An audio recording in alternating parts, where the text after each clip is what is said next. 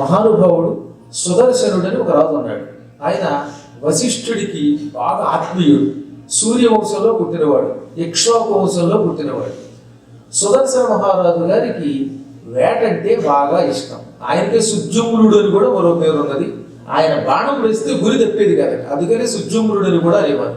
సుదర్శనుడు, సుద్యుమ్నుడు ఈ రెండు పేర్లు ఉన్నాయి.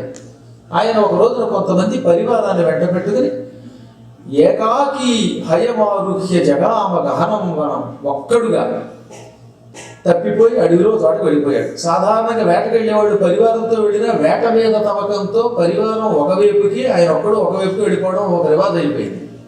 వేట అంటే చాలా పెద్ద సప్త వ్యసనాల్లో అదొక భయంకరమైన వ్యసనం. సప్త వ్యసనాలలో వేట జోలికి వెళ్ళి బాగుపడిన వాడు ఈ సృష్టిలో ఒక్కడు వేట. వేశ్యావరత్వం, వెలది, జోదంబు. జోదం కూడా అంతే. అడుగు పెట్టితే ఎంతమంది కృష్ణయ్యలు చూసాం, నలచక్రవర్తిని చూసాం, ధర్మరాజును చూసాం మనం. ఇంకా లోపల రోజు కొన్ని లక్షల మంది చూస్తూనే ఉన్నారు.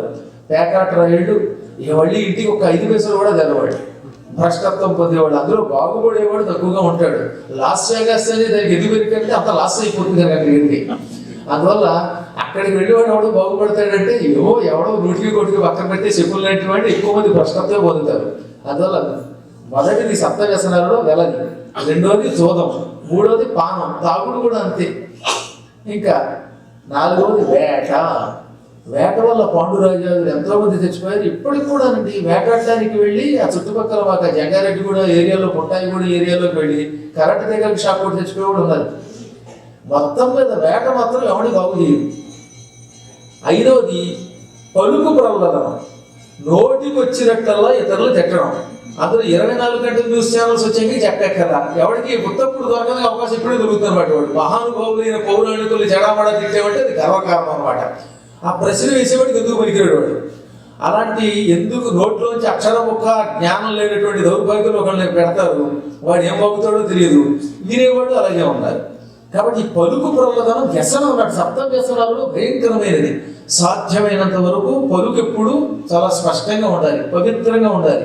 మనం ఇతరులకు ఉపకారం చేయడానికి మాట్లాడాలి, కానీ నోటికి వచ్చినట్టు తిట్టడానికి నాలుగు ఉంది కదా అని వాడితే దానికి తగిన ఫలితం ఎప్పుడో ఒకప్పుడు అనుభవించి తీరుతాం, ఇక్కడే అనుభవిస్తాం.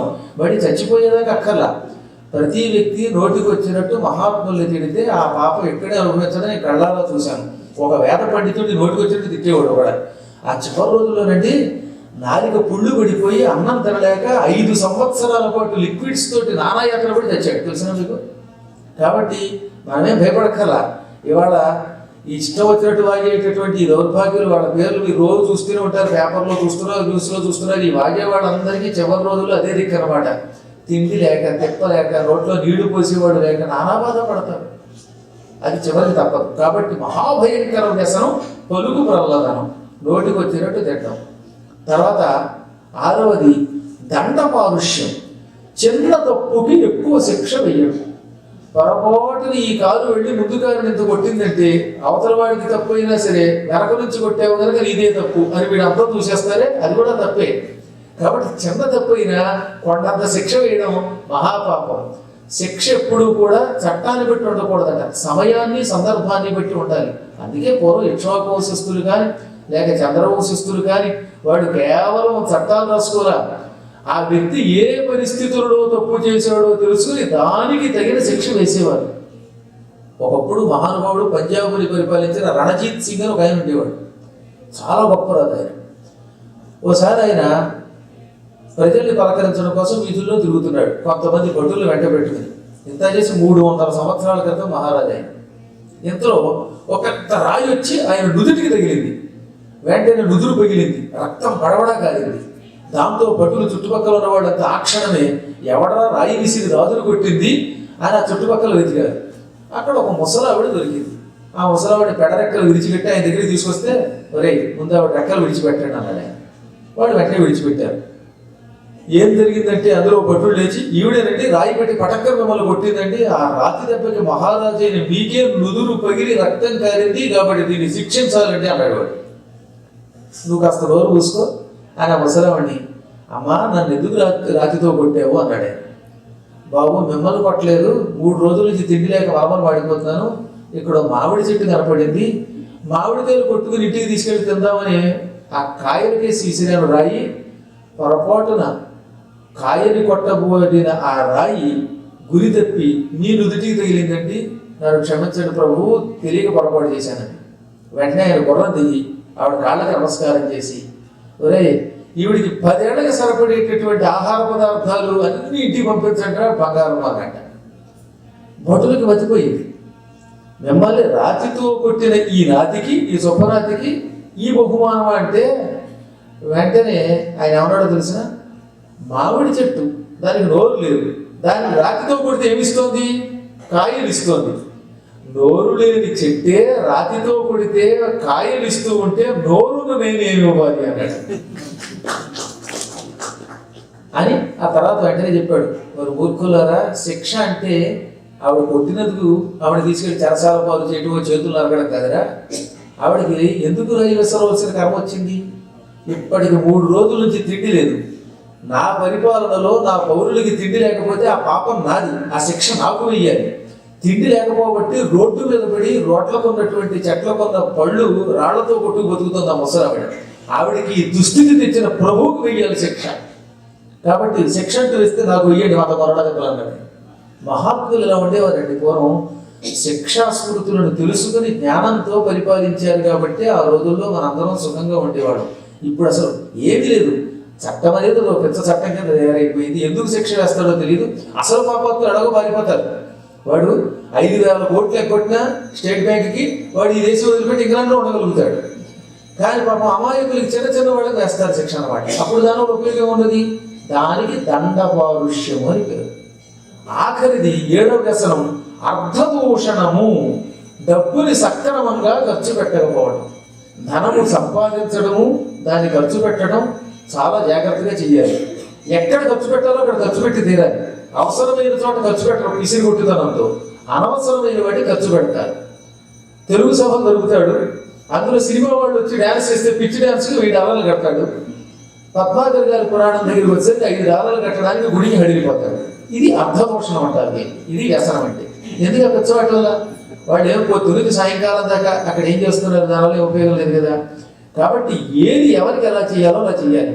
ఇప్పుడు మహాత్ములను ఆదరించడం ఒక ఎత్తు, ఆదరించకపోవటం ఒక ఎత్తు అన్నమాట. మీరు చూడండి, ఒక్కొక్కసారి పవిత్రమైనటువంటి గాథలు ఎంత హాస్యంగా ఉండేటువంటి. ఇప్పుడు ఉదాహరణకి రాళ్ళపల్లి వారిని తీసుకోండి. నేను చాలా కాలం క్రితం జంధ్యాల వారి డైరెక్టర్లో వచ్చిన సినిమా చూశాను. సులభముగా ప్రజలకి హాస్యాన్ని ఎలా అందించాలో సినిమా ఉండేది. వాళ్ళ నటన చూస్తే మనకి ఆనందం కలిగేది. ఇప్పుడు ఆ పవిత్రత పోయింది, వ్యతిరేకత వస్తుంది. ఎంతసేపు ఎక్కడ కదాలో తనుకోవడమే తప్ప. చాలా కాలం క్రితం నా సాల్ట్ సాంబార్కి ద్రోహం చేయలేను మా యజమానికి, ఇప్పటికీ వచ్చిపోలేకపోతున్నాడు. చూసుకుంటే వాళ్ళకి తెలియని ఆహ్లాదం కలుగుతుంది. అదనమాట. అటువంటి వాటికి మనం మన సంపాదనని వ్యర్థం చేయకుండా ఖర్చు పెట్టాలి. గుర్తుపెట్టుకోవాల్సింది ఏంటంటే, కొంతమంది ఉంటారు మన అదృష్టవశాత్తు అలాంటి వాళ్ళు కొంతమంది డైరెక్టర్స్ పుట్టారు. వాళ్ళు క్రమక్రమంగా కనుమరుగవుతారు. ఇప్పటికీ కూడా ప్రతిభకి ఏం లోట్లేదు. మీరు గుర్తుపెట్టుకోవాల్సింది ఏంటంటే, లోపం తీసేవాళ్ళలో తప్ప అప్పుడు ఇప్పుడు మహాత్ములు ఎప్పుడూ ఉంటారు. తైతక్కలాడేటటువంటి వాళ్ళు ఉంటారు, ప్రజల్లోకి ఒక అద్భుతమైన సందేశాన్ని తీసుకెళ్లే వాళ్ళు ఉంటారు. మనకు అవకాశం ఇచ్చేటటువంటి వాళ్ళని గౌరవించాలి, అనవసరమైన వాటిని గౌరవించకూడదు. దానికి అర్థదోషణం అంటే డబ్బుని ఎక్కడ ఎలా ఖర్చు పెట్టాలో తెలియాలి. అనవసరమైన చోట ఖర్చు పెట్టకూడదు, అవసరమైనప్పుడు ఖర్చు పెట్టాలి. ఈ 7 వ్యసనాలలో ఒక్కదాని జోలికి వెళ్ళినా వాడు ప్రమాదం పొందుతాడు. ఒకవేళ వీటిల్లో 7 వచ్చాయనుకోండి, వాడు ఎందుకు పనికిరాకుండా భ్రష్టుడైపోతాడు. అందులో సుజమున మహారాజు గారికి వేట ఒక్కటే కొంచెం వ్యసన. ఆ వ్యసనంలో కూడా చాలా దూరం కొట్టుకుపోయాడు. అలా వెళ్ళగా వెళ్ళగా వెళ్ళగా ఓ చోట అంబికావనం అని ఒక వనం కనపడింది. వేటాడి ఆడి అలిసిపోయిన ఆయన ఎక్కడైనా మంచినీళ్ళు దొరుకుతాయి అని వెతికాడు. ఆ అంబికావనంలో ఒక పెద్ద సరస్సు కనపడింది, మహాపద్మాకరం. చాలా తామర పువ్వులు ఉన్నాయి. ఆ తామర పువ్వుల కొరణలోకి దిగి స్నానం చేసి మంచినీళ్ళు తాగాడు. ఒడ్డుకు రాగానే అందమైన స్త్రీగా మారిపోయాడు. ఆయనకి పైన పంచిపోయింది, చీర వచ్చింది, జుట్టు పెరిగిపోయింది. అంత పూర్వం ఆయనకి 4 వెంట్రుకలు ఉండేవి కాస్త చక్కగా ఆడవాళ్ళకు ఉన్నట్టుగా ఒత్తుగా జుట్టు పెరిగిపోయింది. ఎందుకు ఆయన చంద్రబింబం లాంటి ముఖంతో ఒక అందమైన స్త్రీగా మారిపోయి అసలు తాను ఎవరో మర్చిపోయాడు. నేను ఎవరిని ఇక్కడికి ఎందుకు వచ్చానో అనుకున్నట్ట. రూపం మారడంతో నేను మహారాజులు అనే విషయం మర్చిపోయాడు ఆయన. స్త్రీలకు ఉంటే సహజమైన పూర్వం సిగ్గు అని ఒకటి ఉండేదండి. అందుకని కొంచెం సిగ్గు అభినయిస్తూ అటు ఇటు తిరగడం మొదలుపెట్టాడు ఆయన. సరిగ్గా ఆ మహాసౌందర్యాన్ని చూచి చంద్రుడి కొడుకు బుధుడు ఆ సమయంలో భూలోకానికి వచ్చాడు. ఏమి సౌందర్యం అనుకుని నువ్వెవరిగా అన్నాడు. కాశిత్వం కళ్యాణి దైవీవా మానుషీచవా. ఓ శుభస్వరూపిణి, నీవెవరివి? దేవతా స్త్రీవా మానవ స్త్రీవా? నీ శరీరాన్ని చూస్తే దేవతా స్త్రీలా కనపడుతున్నావు. నేల మీద కాళ్ళు ఆంతున్నాయి కనుక నీవు మానవ స్త్రీలా కనపడుతున్నావు. మానవ స్త్రీలలో ఇటువంటి సౌందర్యం నేను ఎక్కడా చూడలేదు. మానవులకి దేవతలకి తేడా ఏంటంటే దేవతలు నేల మీద అడుగు పెట్టినా భూమికి కొంచెం పైభాగంలో ఉంటే వాళ్ళ కాళ్ళు నేల మీద ఆనవు. నీ కాళ్ళు అలా కాకుండా నేల మీద ఆని ఉన్నాయి కనుక నువ్వు మానవ స్త్రీలా కనపడుతున్నావు. మానవ స్త్రీలలో ఇటువంటి అపూర్వ సౌందర్యం చాలా అరుదు. ఎవరిని అడిగితే ఏమో నాకు గుర్తు లేదు అన్నారు రాజుగారు. అయితే నీకు ఇలా అని పేరు పెడుతున్నాను అని ఇలా అని పేరు పెట్టి అక్కడే గాంధర్వ వివాహం చేసుకున్నాడు బుధుడు. ఆ బుధుడికి ఇలాకి పురూరవుడు అని పేరు కలిగిన ఒక చక్రవర్తి పుట్టాడు. పురూరవుడు చాలా గొప్ప అందగాడు, మహావీరుడు. ఆయన పుట్టిన సమయంలో ఈలోపు అక్కడ ఇక్ష్వాకు వంశానికి పురోహితుడిగా ఉన్న వశిష్ఠుడితోటి, ఏమండి మా ఆయన సుజమున మహారాజు గారు వేటకు వెళ్ళి చాలా కాలం అయిపోయింది, ఎక్కడికి వెళ్ళాడో తెలియదు, రాకుండా ఉన్నాడు, కాస్త ఒక్కసారి ఆయన వెతకండి బాబోయ్ అంది భార్య, సుజమునుడి భార్య. వశిష్ఠుడు కళ్ళు మూసుకుని దివ్య దృష్టితో ఆలోచించి, అమ్మా ఇప్పుడు మీ ఆయన కాదు ఆవిడ అయిపోయారు మీ ఆయన గారు అనగానే, తెల్లబో ఏం జరిగిందండి అన్నది ఆవిడ. అంబికావనం అనే పేరుతో హిమాలయ పర్వతాలలో కేదారం దగ్గర ఒక వనం ఉన్నది, చాలా గొప్ప వనం.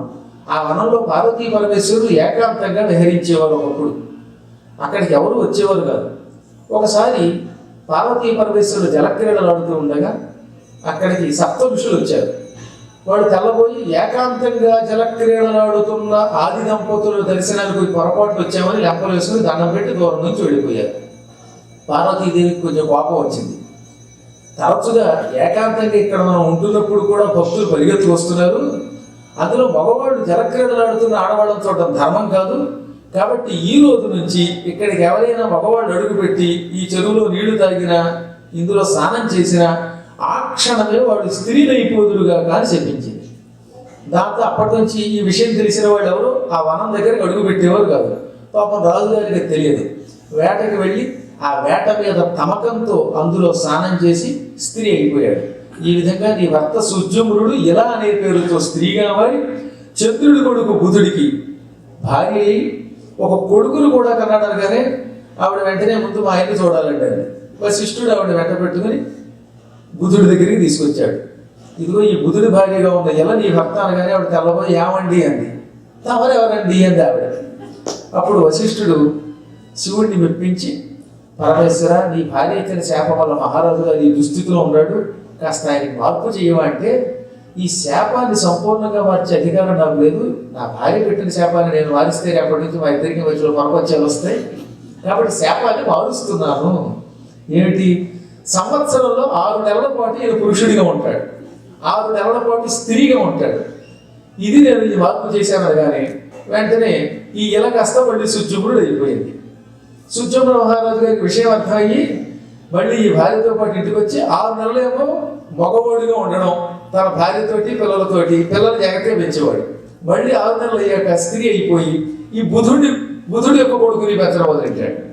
దాంతో జనమంతా ఆయనే తండ్రి ఆయనే తల్లి భలే ఉందండి వ్యవహారం అని అన్నారు.